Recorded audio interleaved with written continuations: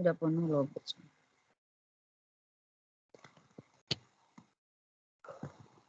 Aduh. Ya. Kalau kita tidak punya judul, kita tidak bisa meneruskan bab 1. Kalau kita sudah punya judul, kita bisa langsung ke bab 1. Bab 1 itu apa? Bab 1A. Bab 1 apa? Pendahuluan. Dimulai dengan A, latar belakang. Nah, latar belakang yang dibuat adalah kita berbicara tentang tempat kita meneliti. Tentunya sekolahan kita. Misalnya, kita bicara dulu latar belakang sekolah kita, nanti masuk ke latar belakang murid-murid kita, masuk ke latar belakang si penelitinya sendiri, gurunya sendiri, ya. Lalu karakteristik anak didik, lalu masuk ke pembelajaran yang akan kita teliti, dan seterusnya. Ya. Nah, latar belakang tadi kita mulai dengan A, pendahuluan. A, latar belakang. Ya, jadi bab 1 pendahuluan, A, latar belakang. Latar belakang menceritakan contoh. SDN 01 Cikarang yang berlokasi di Jalan Haji Arifin. Nomor sekian, RT RW boleh. Dengan luas bangunan 1000 hektar misalnya. Ya. SDN ini yang berdiri sejak tahun 1942, itu jangan lupa luas bangunannya juga ditulis. Memiliki rombongan belajar sekian-sekian, ya kelasnya. Nah, sekolahan ini terletak di pemukiman warga, atau misalnya di pinggiran rel dan lain sebagainya lah, itu tergantung letak sekolahnya di mana. Di mana rata-rata yang bersekolah di sini adalah anak-anak dari kalangan ekonomi menengah ke atas atau menengah ke bawah. Rata-rata orang tuanya bekerja sebagai buruh atau sebagai pengusaha atau sebagai pekerja kantoran dan lain sebagainya. Nah, kenapa diceritakan? Karena latar belakang ini akan berdampak dengan bagaimana si anak itu belajar di rumah, bagaimana karakteristik anaknya. Karena rata-rata orang tua bekerja sebagai seorang pedagang misalnya, maka anak-anak di sini jarang sekali atau kurang sekali mendapat perhatian orang tuanya, misalnya gitu. Bla bla bla dan seterusnya. Ya. Oke, kita kan langsung masuk ke guru sendiri. Saya sebagai peneliti yang bekerja, yang mengajar di sini dari tahun segini, dan mengajar di kelas ini, sebagai guru kelas ini misalnya. Dah, diceritakan, saya dulu memegang mata pelajaran ini, dan guru sebagai operator hanya sebagai pengganti misalnya. Atau saya memegang guru kelas dari kelas ini sampai ini, dari tahun segini saya sudah bekerja dari tahun segini sampai segini misalnya. Ya, tentunya latar belakang kita sebagai peneliti kita ceritakan, kita tuliskan setelah kita menceritakan latar belakang siswa kita. Setelah itu masuklah ke PTK itu sendiri. Penelitian tindakan kelas adalah penelitian tindakan yang bla bla bla, di mana guru menuntut bla bla bla, menceritakan secara umum. Boleh masukin teori Bu? Boleh 1, 2. Nah, nanti masuklah ke pembelajarannya. Pada pembelajaran matematika banyak sekali terlihat siswa yang berada di bawah KKM. Rata-rata siswa dari 30 siswa, 10% hanya 10% mencapai ketuntasan belajar. Oleh sebab itu, sebagai peneliti, saya melakukan sebuah penelitian untuk mengetahui atau untuk meningkatkan hasil belajar peserta didik agar dapat diperbaiki atau agar dapat meningkat misalnya. Dah. Dengan demikian, dari identifikasi masalah yang saya temukan dari 30 murid tadi ya, diulang lagi, 20% yang mencapai ketuntasan, maka karena hal itulah yang melatar belakangi saya melakukan sebuah riset atau penindakan kelas. Misalnya, dengan menerapkan metode bla bla bla. Misalnya. Ya kamu kembangkan lagi, kalian kembangkan. Kalau sudah PTK itu harus banyak lembaran dalam bab 1, nggak bisa 1, 2. Tapi kalau dalam bentuk proposal boleh disingkat-singkat, karena kan nanti tinggal dikembangkan. Lalu kita masuk ke poin 1. Ya, jadi latar belakang A, poin 1, identifikasi masalah. Bagaimana isinya? Dari latar belakang permasalahan yang ditemukan, maka ditemukanlah identifikasi masalah. Maka dapat ditemukan atau teridentifikasilah masalah, itu juga bisa. Sebagai berikut. Ingat, tidak ada pengulangan huruf, tidak ada pengulangan angka.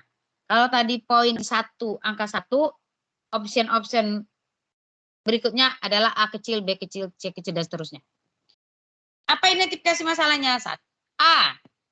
Rendahnya hasil belajar siswa pada materi sudut. Atau materi apa? Materi bangun datar. B. Apa lagi? Kurangnya motivasi anak dalam belajar. C. Apa? Masalah-masalah yang kita identifikasi itu apa saja? Ya tuliskan di situ semua. Rendahnya hasil belajar, kurangnya pemahaman anak tentang materi sudut atau materi bangun datar, dan lain sebagainya. Itu poin 1. Masuk poin 2. Poin 1 tadi optionnya kecilnya A, B, C, D kecil ya. Masuk poin 2. Analisis masalah. Minum dulu.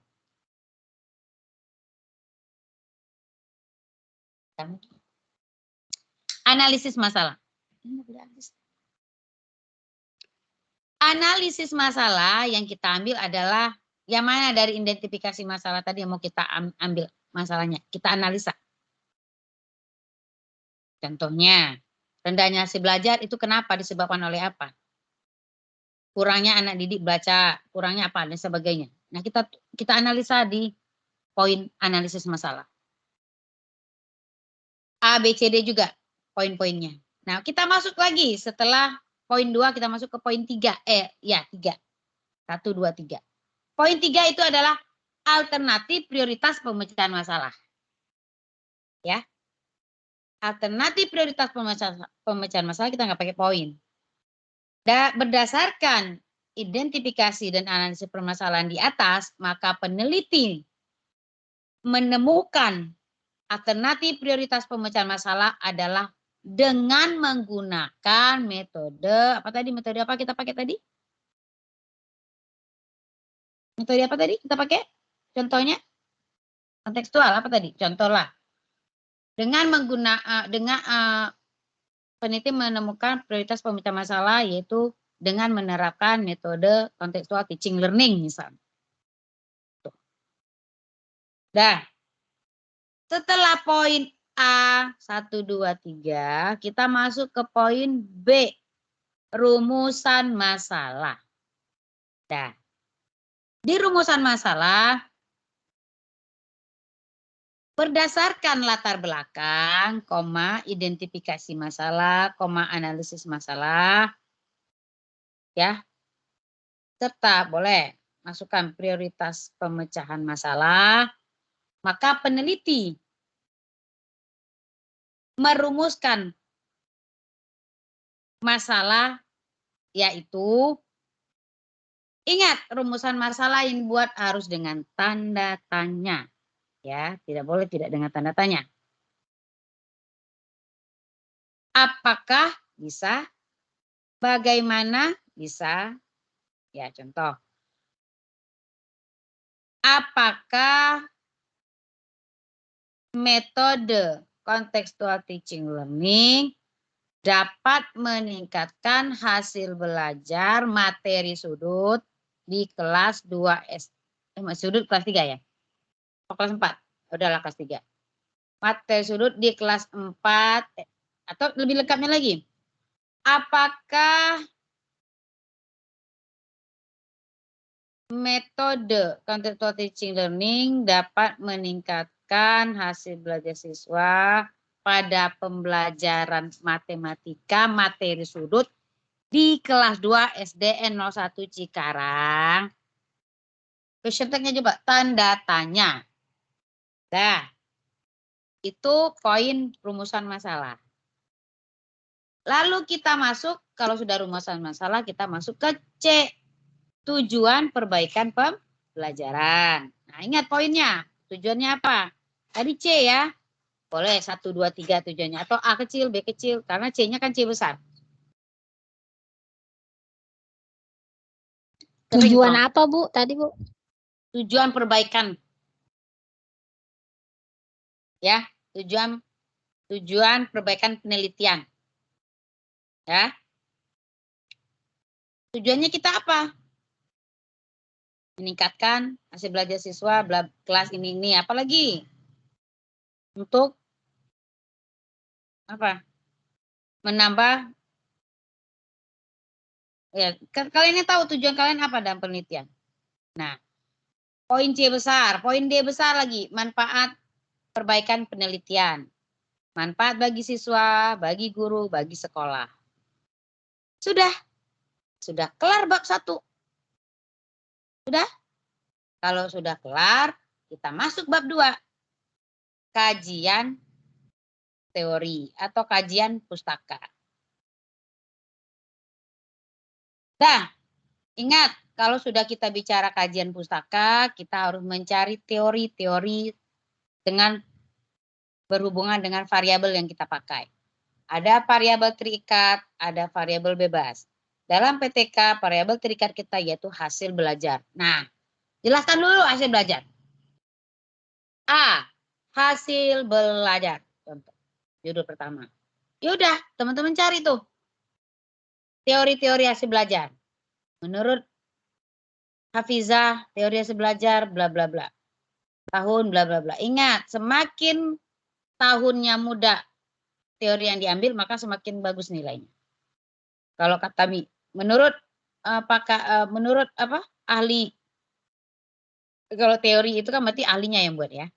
Menurut Mida hasil belajar ini, menurut Agung hasil belajar ini. Nah itu kan menurut si teori, menurut pakar teori. Kalau katanya teori si ini, teori si itu.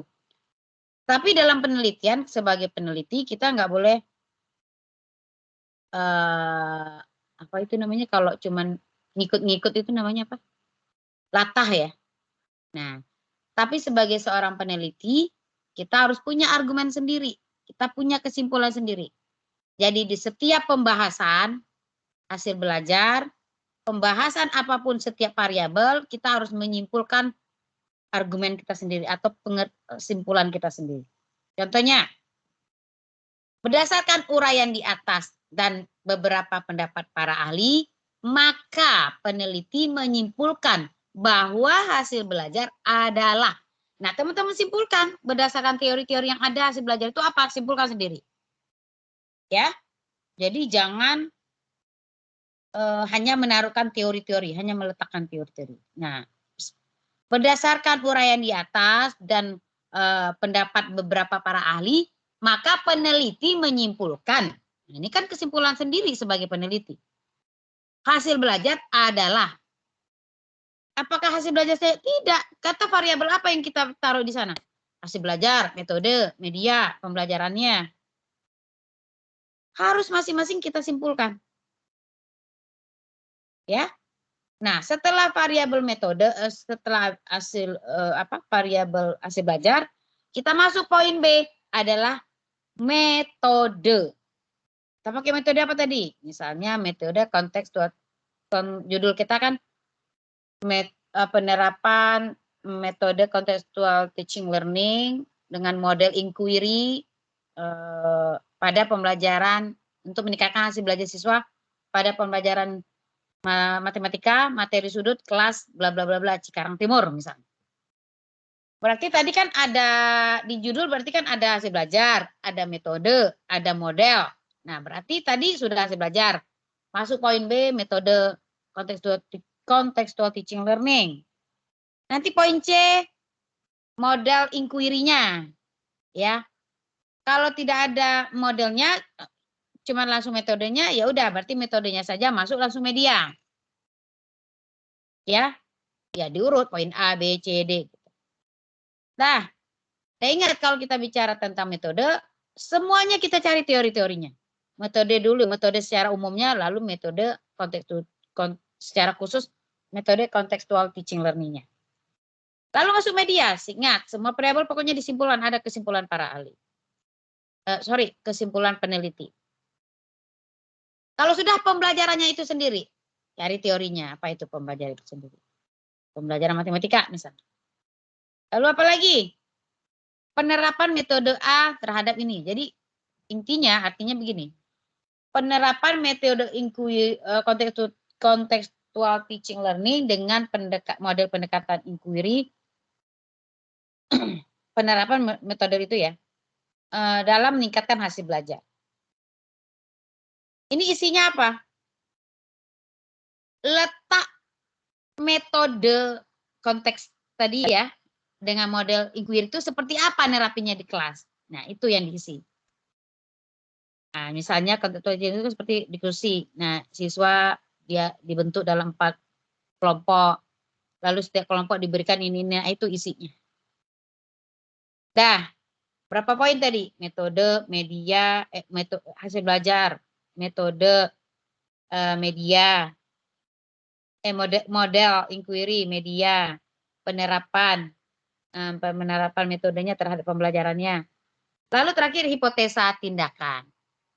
Berdasarkan uraian di atas, maka sebagai peneliti menyimpulkan membuat hipotesa penelitian tindakan ini adalah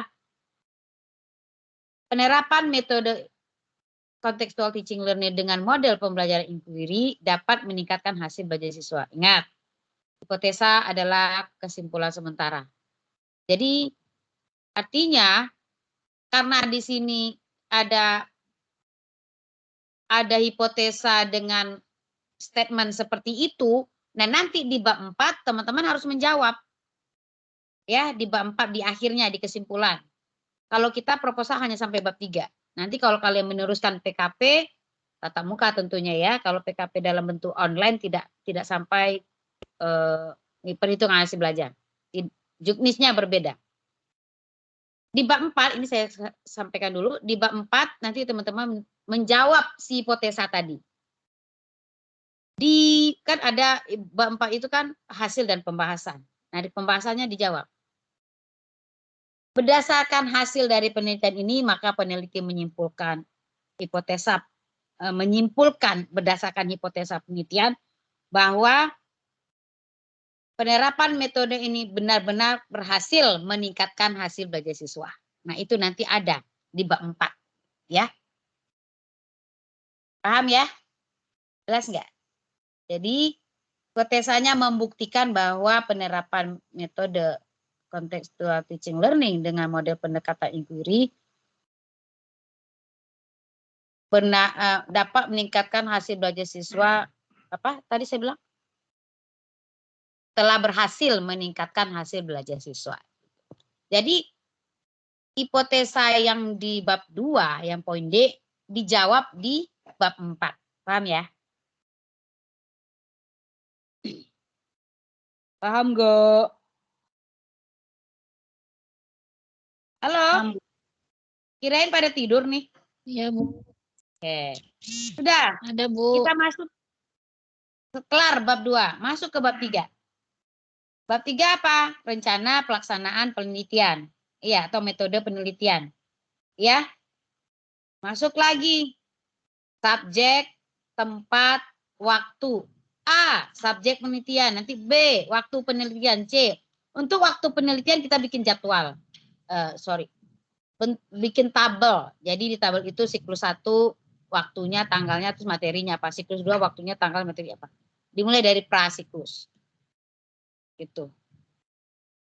Nah, subjek penelitian. Subjeknya siapa? Siswa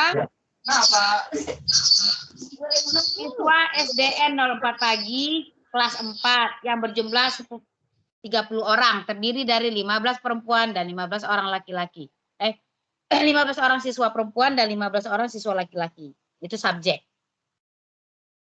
Ya, nanti waktunya itu bikin tabel. Subjek, waktu,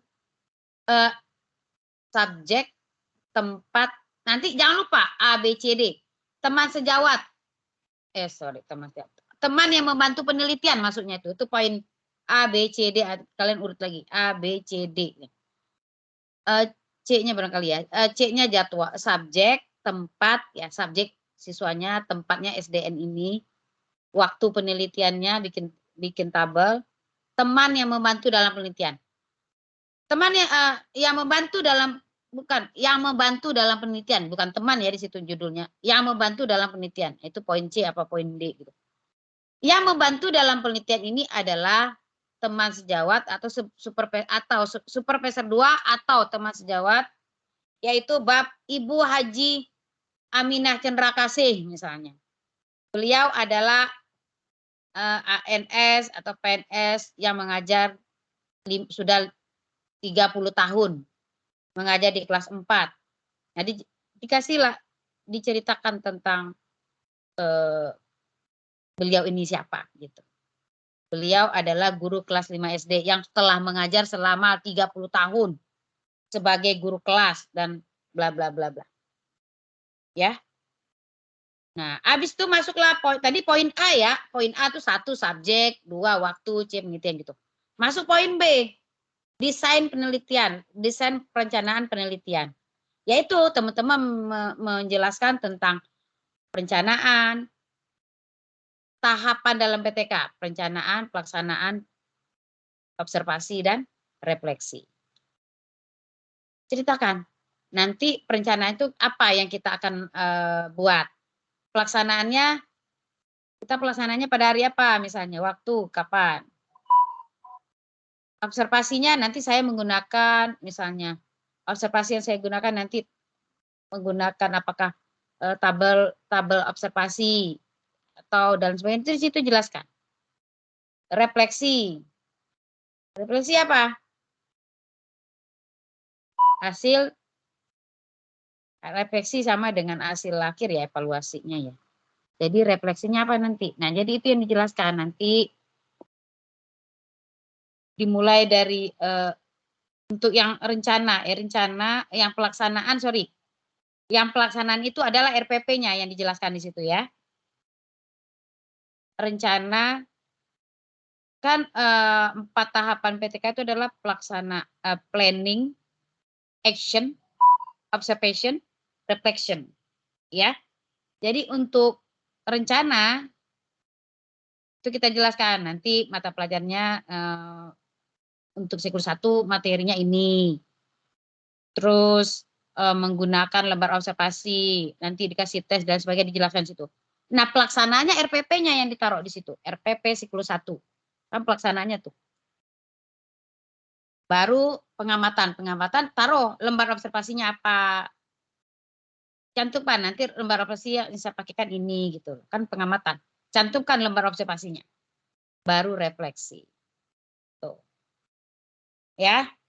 Ingat proses di awal tadi di metode rencana pelaksana penelitian itu jelaskan dulu di poin A itu tentang PTK ya. Terus cantumkan menurut kemis, menurut kemis boleh atau ahli yang lain tentang bagan dalam PTK, karena dalam PTK itu ada 4 tahapan itu kan harus ada ya, dari mulai planning dari mulai planning, action, observation, dan refleksinya. Biasanya dipakai menurut kemis. Nah, bagannya tulis di situ. Nanti baru masuk ke 1 subjek. Oke? Clear? Any question? Kalau tidak, kita mau mandi sore nih, tidur lagi. Ada pertanyaan? Ya. Jadi, kalau saya kemarin itu saya sudah jelaskan ya. Tapi begitu saya tanya di grup, nggak ada yang bisa menjawab. Kan saya bingung nih, kalian mungkin nggak nyatet. Kalau misalnya memorinya masih banyak kosong, apa yang disampaikan oleh tutornya, oleh dosennya bisa kalian simpan di long term memori kalian, nggak apa-apa, nggak usah dicatat. Nah ini saya melihat ada yang merekam. Nah mudah-mudahan suara saya bagus ya dalam rekaman ini. Tuh, nggak ada yang ketawa, daripada tidur kali ini. Halo. Iya, Bu. Kan? Wah, tertidur lelap. Nah, jadi tolong kalau kira-kiranya penting ya Mbok ya dicatat ya. Karena kita tidak bisa melihat ini. Artinya karena kita tidak bertemu. Kalau tatap muka pasti anak-anak tuh saya ngelihat. Mahasiswanya pasti kalau saya ngomong dia catat gitu. Tapi kalau ini kan kita online, jadi saya nggak bisa ngelihat teman-teman ngapain. Mungkin saya ngomong pada makan bakso, pada keluar dan sebagainya, saya nggak tahu. Apa mungkin sambil tiduran, saya nggak lihat kan. Giliran disuruh buka kamera lama banget. Kering tenggorokan, minum dulu ya.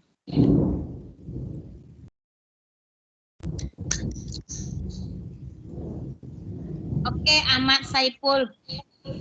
Main gaplek dia. Oke Iya, ya. Bu. Oke, sudah. Kalau sudah paham atau apa yang saya jelaskan, ini kerongkongan kering ini jelasinnya. Kalau nggak paham juga kebangetan. Ya, jalani. Deadline-nya sampai kapan? Pertemuan. Tuh, kemarin kan saya bilang pertemuan 2 udah kelar ya. Pada kebingungan semua. Pertemuan 7. Tuh, udah dipanjangin waktunya. Ya. 8 aja, Bu, sekalian, Bu. Nawar lagi. Saya mau keluar kota. Kalau saya kayak mau keluar kota, nanti nilainya ada yang ke rekap, ada yang enggak. Ayo gimana?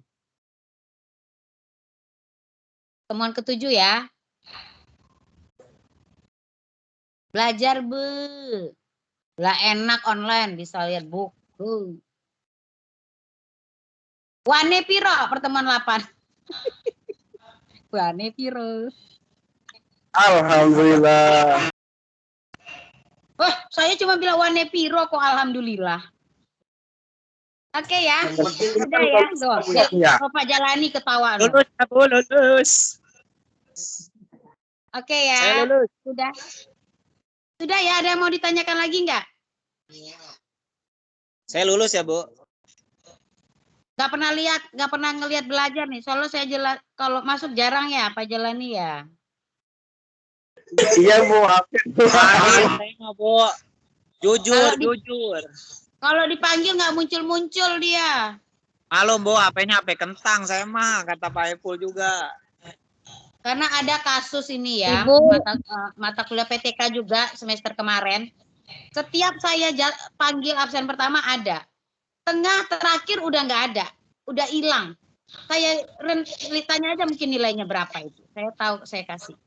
Saya nggak pelit nilai selama mereka aktif, selama mereka hadir di web, selama aktif bertanya, aktif memberikan forum diskusinya hidup, hadir dari awal sampai akhir. Saya nggak pelit nilai. Rata-rata saya kasih A. Kalau perlu A++++. Amin. Wane piro? Kata Jelani, kalau pertemuan 8 dikumpulinnya dapat pempek gratis, Bu, udah Jelani. Dapat apa? Pempek gratis, Bu. Katanya pempek gratis, Bu, judulnya masa. Pempek beranak. Emang jalannya orang Palembang? Dia dagang. Hah? Jalani jualan pempek. Oh, berarti 8 dianggap iya, maksudnya santai iya. Udah nanti kok Pak Jenny ya. Jalani, Pak Jalani jualan pempek.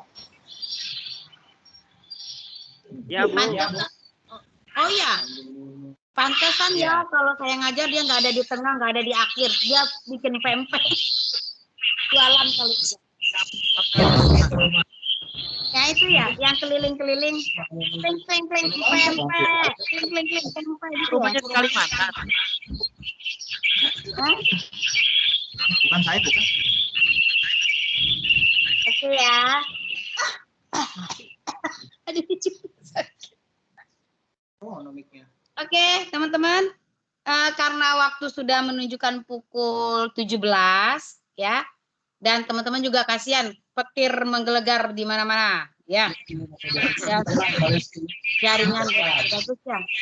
Ya KM ya. Oke KM kemarin jawaban KM udah denger nih. KM Hujan ini. ya, kemarin banyak bertanya juga sudah terjawab ya. Oke, saya tutup web kita hari ini ya. Tadi sudah di screenshot juga. Jadi hari ini hadir semua ya? Hadir. Dok, aman nggak sih? Hadir semua, Bu. Hadir semua, oke. Oke ya, lebih dan kurang saya mohon maaf. Wabillahi taufiq wal hidayah. Wassalamualaikum warahmatullahi wabarakatuh.